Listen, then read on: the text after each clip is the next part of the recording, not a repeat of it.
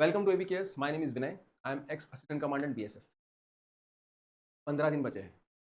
15 दिन बचे हैं एग्जाम के लिए and it is very obvious that every one of you is going through some feeling which is not normal. साल भर भी हम प्रिपरेशन करते हैं, थोड़ा कैजुअल रहते हैं, थोड़े सीरियस रहते हैं, कुछ क्लास ज्वाइन करते हैं, कुछ टेस्ट सीरीज ज्वाइन करते हैं, कुछ डिस्कस करते हैं, कुछ नोट्स लाते हैं, कुछ पीडीएफ पढ़ते हैं। बट जो फीलिंग अभी फील कर रहे हैं ना, वो फीलिंग शायद हमने महसूस नहीं की। हो सकता है कि वो फीलिंग कुछ लोग 1 महीने पहले से फील करना शुरू करते हैं, कुछ लोगों को अभी वो फीलिंग आ रहा है, but it is there, right?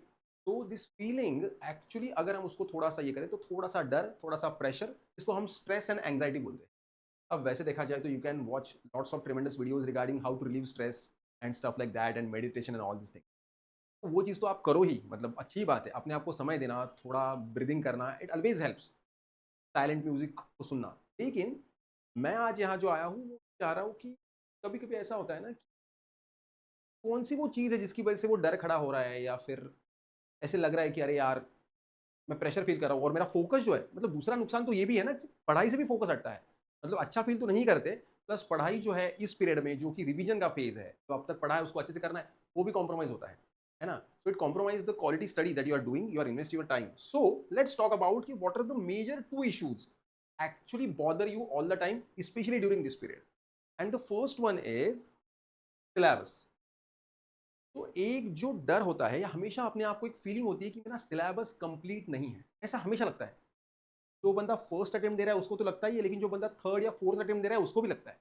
और आप कितने भी अटेम्प्ट दो, ये फीलिंग रहेगी ही। भाई इट्स सी का सिलेबस कभी खत्म नहीं होता। आपको लगता है कि स्टैटिक पार्ट एटलीस्ट खत्म हो गया होगा जो थर्ड अटेम्प्ट दे रहा है, लेकिन भाई उसको भी लगता होगा कि भाई वो वाले किताब से हिस्ट्री नहीं पढ़ा, तो वहां से अगर कुछ पूछ लिया तो it is always there. Current affairs तो हमेशा, मतलब भाई, India country of content, current affairs तो रहेगा ही। और ऊपर से आप लोगों को तो मतलब रेस्ट्रिक्शन ही नहीं है, ग्लोबल भी आपको पढ़ना है, लोकल भी पढ़ना है, social, economical, political, everything you should read. Syllabus will never gonna finish. Trust me, syllabus कभी खत्म नहीं होता है। और इसीलिए सारे टॉपर्स और मेंटर्स इंक्लूडिंग मी आपको यही सजेशन देते हैं कि जो अब तक किया है उसी को रिवाइज करो।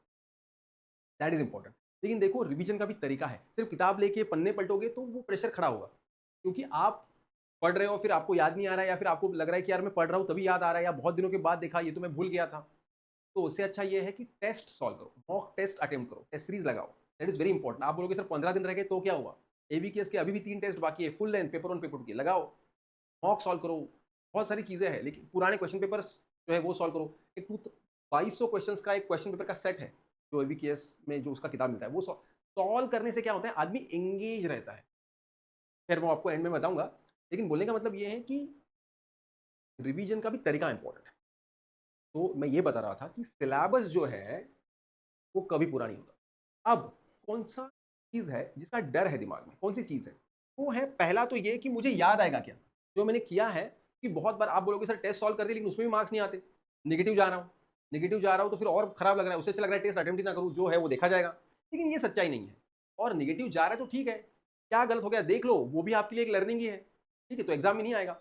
और आप कुछ भी सोचो, सत्य तो यही है ना कि एग्जाम में जाके उसी टाइप के क्वेश्चंस के साथ डील करना है।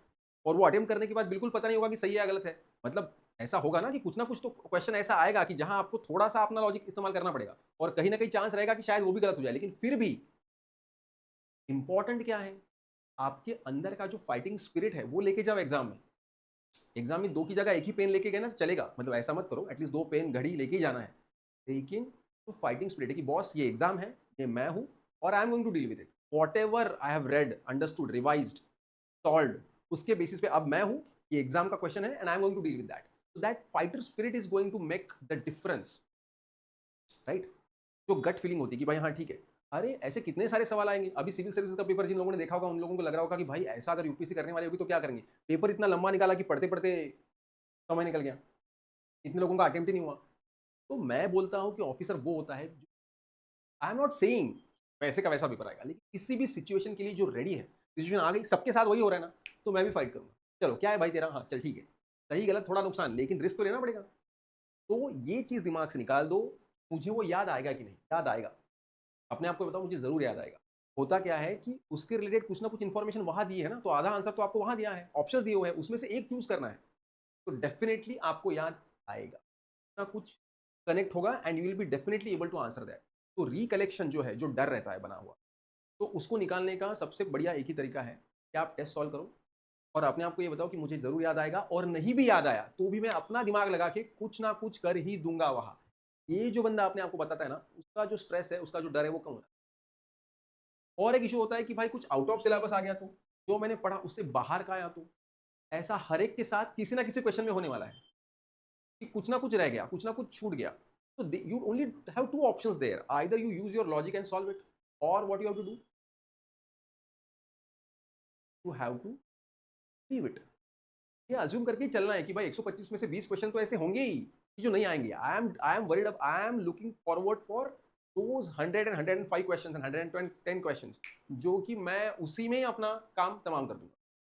ये एटीट्यूड लेके जाएंगे तब जाके सीएपीएफ निकल, सिर्फ पढ़ाई करने से निकलेगा क्या? And this is very important because it bothers you all the time कि मैंने जो पढ़ा उसके बाहर से आया तो मुझे एंड टाइम पे याद नहीं आया, तो नहीं ऐसे कैसे नहीं याद आएगा? याद आएगा और मैं कुछ ना कुछ कर ही दूंगा, है ना? ये पहली बात। दूसरा इशू जो होता है इसके ऊपर वाला, मतलब ये पहले वाला था वो तो समझ सकते हैं भाई थोड़ा कि टेक्निकल है, लेकिन ये बीच बीच में राउंड लगाता है। पढ़ाई मैं कर रहा हूँ और बीच में ये राउंड लगा रहा है, नहीं हुआ तो, नहीं हुआ तो you need to address that. वो आप एड्रेस नहीं करते हो, आप उस फेज में रहते हो, फिर कुछ ना कुछ डिस्ट्रैक्ट करते हो, फिर पढ़ाई करने बैठ जाते हो, तीनों फिर घूम के आता है। तो बोलना है मेरा ही होगा। मैं बोलता हूँ लेकिन नहीं हुआ तो, फिर अंदर से सवाल आता है लेकिन नहीं हुआ तो मैं आपको बोलूँ नहीं हुआ तो नहीं हुआ। इंपॉर्टेंट क्या है? मैं। बड़ा कौन है? मैं। एग्जाम मुझसे बड़ी हो ही नहीं सकती। I have full life there in front of me. अगर मेरा मतलब आपको थोड़ा सा डाइजेस्ट करने के लिए मुश्किल जाएगा, लेकिन दैट इज द ट्रूथ। अगर मेरा नहीं हुआ, पकड़ लो मेरा लास्ट अटेम्प्ट भी है, या मेरा एज बार होने वाला है, या और कुछ इशू है कि इस अटेम्प्ट में हुआ तो ठीक, नहीं तो मुश्किल है, लेकिन फिर भी अगर मेरा नहीं हुआ, फाइटिंग स्पिरिट जो सीएपीएफ ने दिया है, इस प्रिपरेशन ने जो एटीट्यूड दिया है, जो विजडम दिया है, जो नॉलेज दिया है, वो लेके दुनिया में जाऊंगा, मार्केट में जाऊंगा और कुछ ना कुछ हासिल करके रहूंगा। तो नहीं हुआ तो नहीं हुआ, मुझे अभी फोकस करना है मेरे काम पे। भगवान कृष्ण ने बोल के रखा है कि भाई माँ फलेशु कदाचन, फल की तरफ ध्यान मत दे। ध्यान मत दे इसका मतलब ये नहीं है कि यू डोंट, ही सेइंग कि वो आपको नहीं मिलेगा, लेकिन you keep on focusing on the fruit, then आपका जो ग्रिप है काम का वो चला जाता है। तो फिर क्या करना है सर? लेकिन वो ख्याल तो आ रहा है, तो उसको बोलो कि I am ready for the worst, अतो हुआ प्राप्त स्वर्ग।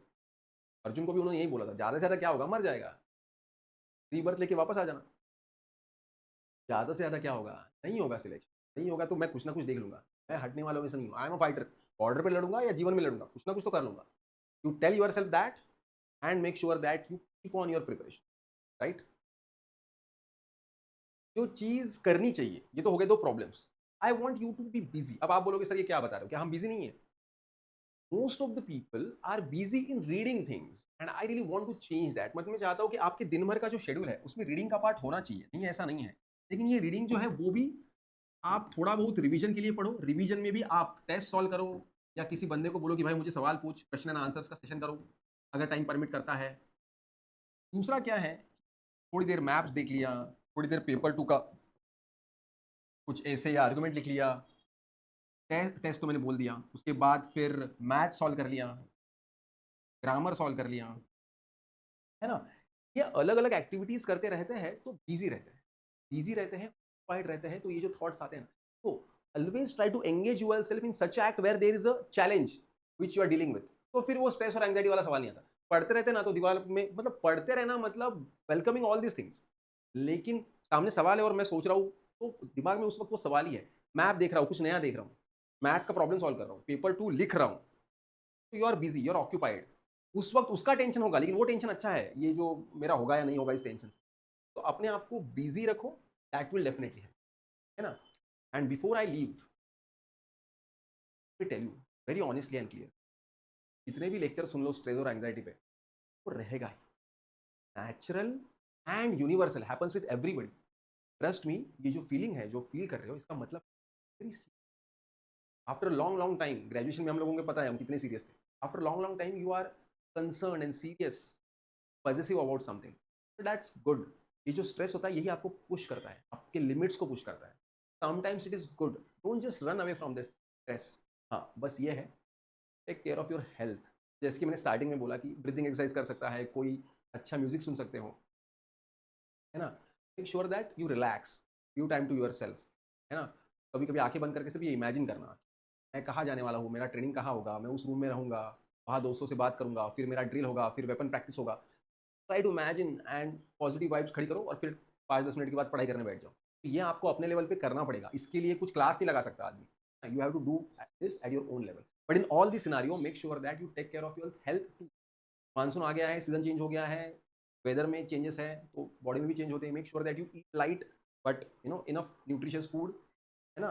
मतलब कुछ दिन एटलीस्ट थोड़ा अपने आप पे रेस्ट्रिक्शन लाना चाहिए, बिकॉज आपका हेल्थ इज़ वेरी इंपॉर्टेंट। और ये जो फिजिकल हेल्थ सही रहेगा तो मेंटल हेल्थ भी सही रहता है। तो ये सारी चीज़ों को लेकर चलिए, definitely you will get success. आपको सक्सेस मिलने ही वाला है। यू हैव डिसाइडेड कि मुझे वो चाहिए। हाँ, बाकी सारी चीज़ें इमेटेरियल है, including this exam. Don't worry, if you got any issue let us know, call us, will be definitely dealing with you, talking to you, है ना? आप हमको कॉल कीजिए, कोई दिक्कत नहीं है। कमेंट बॉक्स में बताइए हमको क्या इशू है, will definitely there for you. ठीक है? All the very best, thank you very much, take care.